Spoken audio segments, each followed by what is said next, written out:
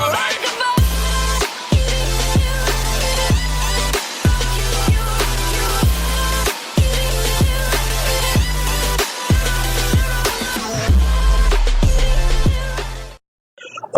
నమస్తే.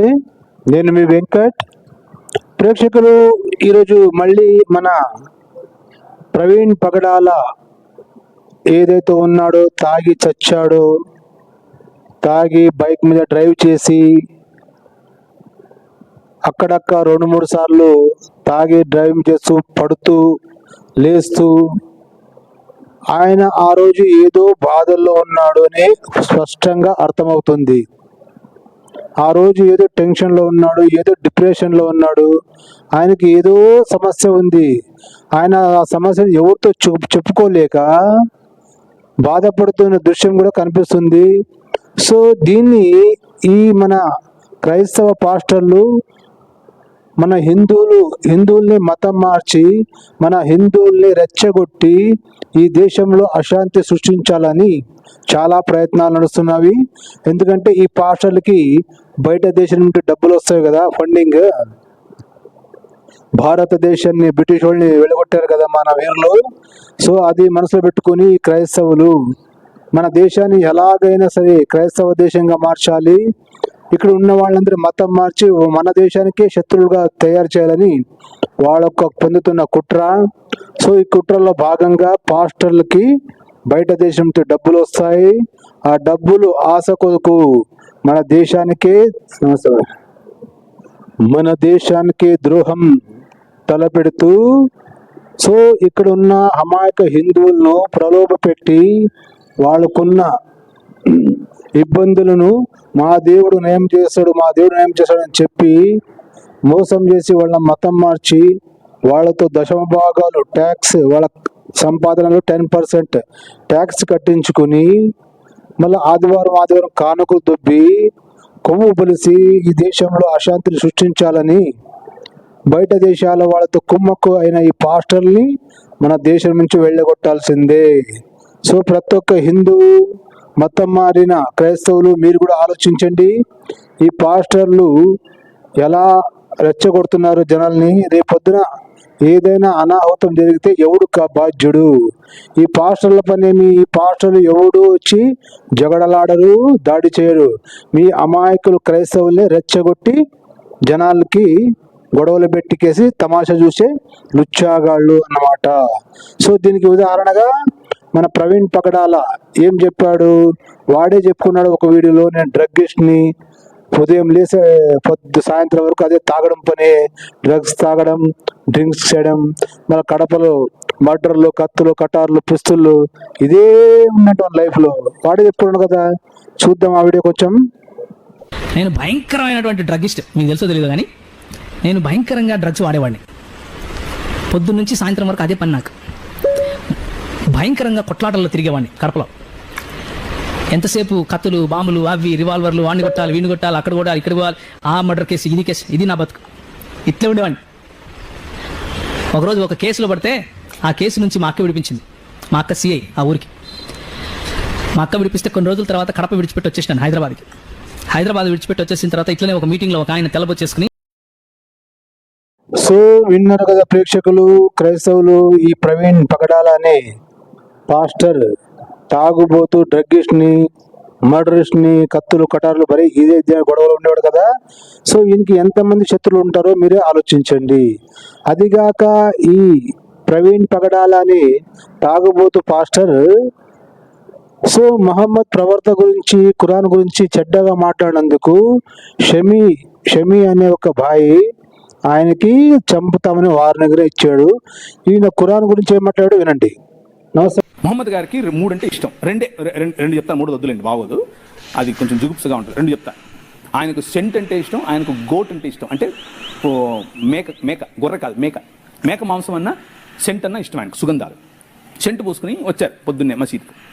ఒకడు వచ్చి చెప్పాడు, మొహమ్మద్ గారు వీళ్ళు మసీద్కి వచ్చి ఇలా అని చెప్పి ఇలా వంగుతుంటే మాకు ఆగట్లేదండి, మేము అల్లాని చూడాలా వీళ్ళని చూడాలా అన్నాడు. ఈయన అన్నాడు, మీరు మసీదులోకి రావాకండి అన్నాడు. మీరు మసీదులోకి రావద్దు, ఇంట్లోనే చేసుకోండి అన్నాడు. తాళం వేయాల్సింది స్త్రీలకు కాదురా బేవకూఫ్, నీ మనసుకు. తాళం వేయాల్సింది వాళ్ళు ఏం కట్టుకోవాలి, ఏం తినాలి, ఎలా బతకాలి. నువ్వెవడు రా నువ్వు చెప్పడానికి? ఎవడు నువ్వు? నీ మైండ్కు. సో విన్నారు కదా ప్రేక్షకులు, మహమ్మద్ ప్రవర్త గారి గురించి ఏం మాట్లాడాడు ఈ ప్రవీణ్ పగడాల. డ్రగ్గిస్ట్, ఆడవాళ్ళని మీరు ఇంట్లోనే చేసుకోండి నమాజు, ఇక్కడ రాకండి అని చెప్తుంటే ఏమంటున్నాడు? తాళం వేయాల్సింది స్త్రీలకు కాదరా వెధవా, నీ మనసుకురా అంటున్నాడు. అంటే మహమ్మద్ ప్రవర్త గారిని వెధవానికి తిడుతున్నాడు. నీ ఎవడరా చెప్పడానికి ఆడవాళ్ళకి ఏది వేసుకోవాలో ఏది కట్టుకోకూడదని? అవసరమండి దీనికి? వాని బైబిల్ గురించి, వాని దేవుని గురించి వాడు ఏది చెప్పుకోకుండా ఇతర గ్రంథాల గురించి, ఖురాన్ గురించి, మహమ్మద్ ప్రవర్త గారి గురించి, మన హిందువుల గురించి, హిందూ దేవి దేవతల గురించి తిట్టడం దీనికి అవసరం అంటారా? చెప్పండి. సో ఈ మాటకి మన షమీభాయ్ అనేవాడు ఏ వరం ఇచ్చాడో చూడండి. ప్రవీణ్ అనే అల్బన్ లంజా కొడుకు మా ప్రవక్త గురించి, మా ఇస్లాం ధర్మం గురించి మాట్లాడాడు. ఖచ్చితంగా ఆ లంజా కొడుకు చేత కానీ క్షమాపణ కానీ మీరు చెప్పకపోతే మీకు చెప్పిన ఒక్క వారం లోపల అనవసరంగా మా ధర్మం నుంచి, మా ప్రవక్త గురించి చెడుగా మాట్లాడిన ఈ బజారీ లంజా కొడుకు చేత మీరు కానీ క్షమాపణ చెప్పించుకోకపోతే ఖచ్చితంగా మీరు దాని తర్వాత జరిగే పరిణామాలకు విన్నారు కదా ప్రేక్షకులు, షమీభాయ్ గారు ఏలా వార్నింగ్ ఇచ్చాడు ఈ ప్రవీణ్ పగడా గారికి. సో దీన్ని అడ్డం పెట్టుకుని, కానీ ఈ ప్రవీణ్ పగడాల ఏ డిప్రెషన్ ఉన్నాడో, ఏ బాధలు ఉన్నాడో ఆ రోజు ఒక్కడే ఎందుకు హైదరాబాద్ నుంచి విజయవాడ రాజమండ్రి వరకు డ్రైవ్ చేసుకుంటూ రావాల్సి వచ్చింది? ఆయనకు కార్లు ఉండగా, అంత పెద్ద ఫాలోవింగ్ ఉండగా, ఎవరైనా కార్లో రావచ్చు కదా, ఎవరైనా డ్రైవింగ్ చేసుకుని రావచ్చు కదా, కారు బుక్ చేసుకుని రావచ్చు లేదా బస్సుకు రావచ్చు. అంత లాంగ్ హైదరాబాద్ నుండి రాజమండ్రి వరకు బుల్లెట్ గాడి మీద వచ్చే అవసరం ఏముంది? ఆయన ఒక్కడే రావాల్సిన అవసరం ఏముంది? ఆలోచించండి. ఆయనకి పర్సనల్ బాధలు, పర్సనల్ ఏదో ఒకటి భయము, బాధ ఏదో ఉంది ఆయనలో. సో ఆయన ఆ రోజు తాగి పడిపోయి గాడి పక్కన కూర్చున్న వీడియోలు కూడా మీకు చూపిస్తాను, చూడండి, మీరే అర్థం చేసుకోండి. క్రైస్తవ సమాజమా, ఈ క్రైస్తవ సమాజాన్ని ఈ పాస్టర్లు, నా కొడుకులు తమ స్వలాభం కోసం, క్రైస్తవులతో డబ్బులు అడుక్కోని కోసం ఈ నా కొడుకులు చేస్తారు నాటకం. శవం దొరికితే చాలు వ్యాపారం మొదలు పెడతారు ఈ లుచ్చా పాస్టర్ గాళ్ళు. అర్థం చేసుకోండి క్రైస్తవులు, ఈ పాస్టర్ గాళ్ళకి ఒక్క రూపాయి కూడా ఇవ్వకండి. ఆ డబ్బులు ఏదో మీ పిల్లల కోసమో, మీ భార్య కోసమో, మీకోసమో పెట్టుకోండి. అర్థమైందా? సో చూద్దాం ప్రవీణ్ కుమార్ ఆ రోజు స్థితి ఎలా ఉందో.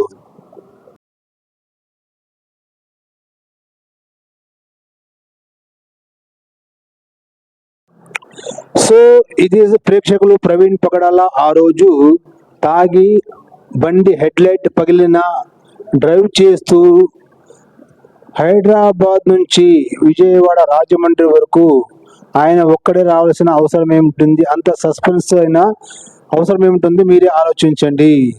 అంత లాంగ్ జర్నీ చేసే టైము జతకి ఎవరో ఒకరు పెట్టుకోవచ్చు కదా. సో కాకుండా ఆయన 2-3 తాన్ల మద్యం కొనుగోలు చేసినట్లు సాక్ష్యాలు ఉన్నాయి. మళ్ళీ గాడి మీద నుంచి పడినట్లు CCTV ఫుటేజ్ ఉన్నాయి. గాడి హెడ్లైట్ ఎలా వెలుగుతుంది చూసారు కదా, గాడి హెడ్లైట్ కూడా పోయింది. సో అలాగే డ్రైవ్ చేసుకుంటూ వచ్చాడు. ఒక తనలా పడిపోతే, తాగి పడిపోతే ఒక పోలీస్ అధికారి లేపి, ఏందయ్యా ఇంతగా తాగి డ్రైవ్ చేస్తున్నావు కదా, ఇలా డ్రైవ్ చేయడం చాలా మంచిది కాదు, కొంచెంసేపు ఆరాం చేసుకో అని చెప్పేసి ఆయన్ని ఒక 2-3 గంటలు పండబెట్టారు. అప్పటికే 2 సార్లు పడ్డ ప్రవీణ్ పగడాల ఆయన హెడ్లైట్ పగిలినప్పుడు తాగి ఎలా చింతించు కూర్చున్నాడు చూడండి. గాడి హెడ్లైట్ పగిలిపోయింది కదా, చూస్తున్నారు కదా. సో ఆయన ఏదో బ్యాగ్ పెట్టుకుని ఏదో చింతిస్తూ ఏదో బాధలు ఉన్నట్టు మీకు కనిపిస్తుందా లేదా? చెప్పండి. ఒకవేళ ఆయన్ని హిందువులు చంపారని ఈ పాస్టర్ లుచ్చాగాళ్ళు టీవీలో వీడియోలు అరుస్తున్నారు కదా, మరి లుచ్చాగాళ్ళు ఒకళ్ళు హిందువులు చంపింటే ఆయన అంత బాధలో అక్కడ డ్రైవ్ చేసి కూర్చున్నాడు కదా, గాడి నడపడానికి కూడా బ్యాలెన్స్ కంట్లో తాగాడరా. అక్కడ ఆయన ఎవరైనా కొట్టింటే ఎవరికైనా ఫోన్ చేయాలి కదా. ఆయన ప్రవీణ్ పగడాల ఎవరికైనా ఫోన్ చేసి చెప్పచ్చు కదా, నన్ను ఇక్కడ వెంబడేస్తున్నారు, కొడుతున్నారని. ఎవరికి చేయలేదు. ఆయన చూడండి, డ్రైవింగ్ చూడండిరా, ఆయనకి డ్రైవ్ చేసుగా బండి బ్యాలెన్స్ పట్టడానికి కూడా కావడం లేదుగా, హ్యాండిల్ కూడా సంబంధించుకుని కావట్లేదు. చూడండిరా బాగా మీరు. లుచ్చా నా కొడకల్లారా, లుచ్చా పాస్టర్లారా, అమాయకమైన క్రైస్తవులను రెచ్చగొట్టి హిందువుల మీద ఉసిగలిపి ఈ దేశాల్లో అశాంతిని సృష్టించి ఈ దేశాన్ని అల్లకొల్లోలుగా చేయాలని ప్లాన్లు చేస్తారు నా కొడకల్లారా. ఎందుకంటే ఇప్పుడు ఆంధ్రప్రదేశ్లో జగన్మోహన్ క్రిస్టియన్ గవర్నమెంట్ పోయింది కదా, కూటమి గవర్నమెంట్ వచ్చింది కదా. ఈ నా కొడుకులు పవన్ కళ్యాణ్ మీద, చంద్రబాబు మీద కోపంతో ఆ ప్రభుత్వం ఎలాగైనా కానీ చెడ్డగా చిత్రీకరించాలని ఈ పాస్టర్లు వేస్తున్న ఎత్తుగడ. ఈ లుచ్చా పాస్టర్లు ఒక పోలీస్ ఇన్స్పెక్టర్కి ఎలా అన్నాడంటే ఇది ప్రవీణ్ పగడాల అదే ప్రమాదమని, అది వాస్తవ పడి చెడిపోయాడని మీ కథలు కల్పితాలు అల్లి ప్రజలకి మామూలు నమ్మించాలని చూస్తున్నారా? మీరు నమ్మించాలని చూస్తే మేము నమ్మము. ఈ విషయంలో పోలీసులు చేసిన డ్రామా, హై డ్రామా, అబ్బో అంత ఇంత కదా అన్నాడు ఎవడు? ఈ నత్తి పకోడీ గాడు, పంది విజయ్ కుమార్. చూడండి వాడు ఏమన్నాడు. అన్న బైక్ మీద డ్రైవ్ చేసుకుంటూ వచ్చి యాక్సిడెంట్లో చనిపోయాడు అన్నట్టుగా ఏమైనా ఉందా? అలాంటి కథలు కల్పితాలు ఏమైనా పోలీసు వారు సమాజానికి చూపించి నమ్మించాలని చూసారా? ఒక్కసారి మనసు పెట్టండి. పోలీసు వారు చేస్తున్న డ్రామా, హై డ్రామా, అబ్బో అంతా ఇంత కాదు. సో విన్నారు కదా ప్రేక్షకులు, ఈ పంది విజయ్ కుమార్ నత్తిగాడు ఏమంటున్నాడు? పోలీసుల్ని అవమానిస్తున్నాడు, పోలీసుల్ని అనుమానిస్తున్నాడు అన్నమాట ఎదవాడు. ఈ పాస్టర్ లుచ్చా కొడుకులు ఉండేదే ఇలాగే. సో ఈ పోలీసు వ్యవస్థని, ప్రభుత్వాన్ని చెడ్డగా చిత్రీకరించాలని క్రైస్తవుల్ని, అమాయక క్రైస్తవుల్ని రెచ్చగొట్టడమే ఈ నా కొడుకులు చేసే పని. ఇదే విధంగా మళ్ళొక పాస్టర్ గాడు వాడు పంది అజయ్ బాబు గాడు, బర్రె గొంతు అజయ్ బాబు గాడు, మరియు ఇంకొకడు బెల్లం జాన్ బెన్నిలింగం అనే లుచ్చా పాస్టర్ గాడు. వీడు వైసీపీ గవర్నమెంట్లో, ప్రభుత్వంలో మైనారిటీకి అధ్యక్షుడు అంట మళ్ళీ వీడు. సో వీడు ప్రజల్ని ఎలా రెచ్చగొడుతున్నాడు, క్రైస్తవం ఎలా రెచ్చగొడుతున్నాడు మీరే వినండి. 100 పాళ్ళు ఇది హత్యే, నో డౌట్ ఎట్ ఆల్. ఒకటి ఏంటంటే దేశవ్యాప్తంగా, ప్రపంచ వ్యాప్తంగా క్రైస్తవులు అంటే కుడి చెంప కొడితే ఎడం చెంప చూపించే వాళ్ళగా కనపడుతున్నారు. ఒకటి గుర్తు పెట్టుకోండి, అక్కడ ఒక ప్రార్థన చేసే గుంపు ఉంది, యుద్ధం చేసే గుంపులు కూడా ఉన్నాయి. ఇటువంటి దుస్సంఘటనలను ఉపేక్షించేది లేదు. తెలంగాణ రాష్ట్రం నుండి వచ్చిన ప్రవీణ్ కుమార్ అని చెప్పి ఇక్కడ జరగవలసిన కార్యక్రమాలు ఏవైతే ఉన్నాయో వాటిని దాచిపెట్టడానికి ప్రయత్నం చేస్తే సపోర్ట్ తెలంగాణ నుంచి కూడా తీసుకురావాల్సి వస్తుంది. ఇంకా ఒకటి గుర్తుపెట్టుకోండి, ఈ విషయంలో క్రైస్తవులు చేతగాని వారు కాదని నిరూపిస్తాం. ఎంత వరకైనా తెగించడానికి రాష్ట్ర వ్యాప్తంగా క్రైస్తవులందరూ కూడా ఉద్యమించడానికి సిద్ధంగా ఉన్నాం. ఒక్క క్షణం బైబిల్ పక్కన పెడితే ఓచకోతకొస్తాగిన్నా. చూశారు కదండి, విన్నారు కదండి. ఈ లుచ్చా జాన్ బెన్నిలింగం అనే లుచ్చాగాడు, ఈ లుచ్చా పాస్టర్ గాడు ఎలా రెచ్చగొడుతున్నాడు అమాయక క్రైస్తవుల్ని. కావాలంటే తెలంగాణ నుండి పిలిపిస్తాడంట ఎవరిని? క్రైస్తవుల్ని, అమాయకుల్ని. అవురా లుచ్చా పాస్టర్గా ఎవరి మీద దాడులు చేస్తారా? హిందువుల మీద చేస్తారా? ఏం ప్రభుత్వం మీద చేస్తారా? ఏం పోలీస్ స్టేషన్ మీద చేస్తారా? ఎవరి మీద దాడులు చేస్తారా లుచ్చా నా కొడకల్లారా? ఏమ్రా బైబిల్ ఒక సమయం పక్కన పెడితే ఊచకోతకు వస్తారా? ఎవరికి వస్తారా? సో విన్నారు కదా ప్రేక్షకులు, ఇలాంటి లుచ్చా పాస్టర్ల మాటలు విని అమాయక క్రైస్తవులు హిందువుల మీద దాడి చేసి హిందువులు ఊచకోత కోసంటే రేపొద్దున ఎవరండి జవాబుదారీ? దీనికి ఎవడు బాధ్యత వహిస్తాడు? ఇలాంటి పిచ్చి కుక్కల్ని బయట అరవడానికి ఇవ్వకూడదు కదా. సో పోలీసులు ఇలాంటి లుచ్చాగాడిని అరెస్ట్ చేసి థర్డ్ డిగ్రీ పెట్టుకేసి ఇంటర్గాట్ చేయండి నా కొడుకుని. సో మళ్ళీ వీన్ని పోలీసులు పిలిచారంటండి. పోలీసులు పిలిచి నీ దగ్గర ఏం ఆధారాలు ఉన్నాయా, ఇది హత్య అని చెప్తున్నావు అంటే లేదు సార్ అని అక్కడ బెండ్ తీశారు. నీకు ఎవరిని? జాన్ బెన్నిలింగాన్ని పోలీసులు బెండ్ తీసేశారు. బెండ్ తీసిన తర్వాత లేదు సార్ నేను ఆ రోజు ప్రవీణ్ పగడాల చచ్చిపోయిన ఒక దుఃఖంలో ఆవేశంలో అన్నాను సార్, నాతో ఏ ఆధారం లేవంటున్నాడు లుచ్చాగాడు. మరి లుచ్చాగా ఎవడో ఒకటి చచ్చాడు, తాగి చచ్చాడా, ఏం చచ్చాడా ఆలోచించాడు కదరా.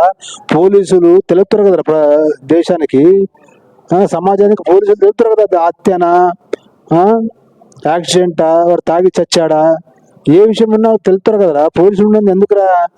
వాళ్ళకి ముందే కొడుకులో మీరే ప్రచారం చేస్తారు హత్య అని. ఏమైనా ఉంటే చూపించండి ఆధారాలు కదా ప్రేక్షకులు. సో ప్రేక్షకులు బ్రిటిష్ వాళ్ళకి ఏజెంట్లుగా పనిచేసే ఈ పాస్టర్లని మన దేశం నుంచి తరిమి కొట్టాల్సిందే. బ్రిటిష్ వాళ్ళని ఎలాగైతే తరిమి కొట్టామో ఈ భారతదేశంలో ఉన్న పాస్టర్లు అందరినీ బ్రిటిష్ దేశానికి మళ్ళీ బ్రిటిష్ వాళ్ళలాగే తరిమి కొట్టాలి. వాళ్ళ దేశానికి మన దేశంలో వెళ్ళి ఉంచనేకూడదు. ఎప్పటికైనా ఈ నా కొడుకులు మా భారతదేశానికి డేంజర్. ఎందుకంటే వీళ్ళు బ్రిటిష్ వాళ్ళ ఏజెంట్లు.